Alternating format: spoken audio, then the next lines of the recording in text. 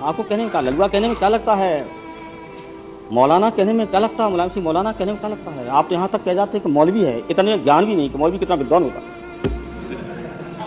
हाँ, इतना नहीं, ये जानते नहीं है, वरना हमको मौलवी कहते थे। ये तो आपको ढूंढ ढूंढ के ही कहते थे।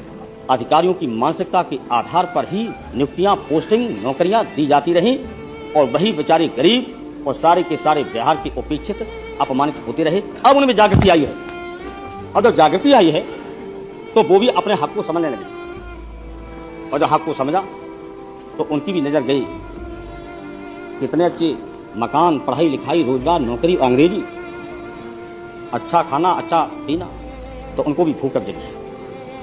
अब जब भूख जगी तो हक मांगना शुरू किया है, और हक मांगना जो शुरू किया है तो उसी को गृहमंत्री जी जातिवादी कहने लगे हैं,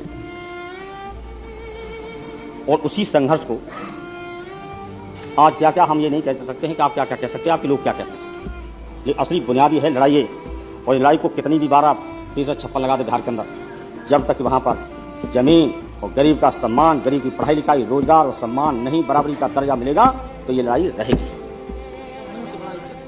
और सबसे बड़ी इज्जत, मैं केवल इतना पूछना चाहता हूं कि जिन एयरक्राफ्टों को नींबू और मिर्च लगाकर के पूजा की गई थी, वो एयरक्राफ्ट कितने उड़े थे। और अध्यक्ष महोदय, फिर वही बात मैं दोहराऊं जिसकी वजह से पहलगांव हुआ, जिसकी वजह से पुलवामा हुआ। अगर ये इतना ही टेक्नोलॉजी और इन सब चीजों को समझते हैं और जानते हैं, तो आखिरकार अध्यक्ष महोदय, पुलवामा में जो गाड़ी में आरडीएक्स आया, वो गाड़ी आज तक क्यों नहीं पकड़ी गई।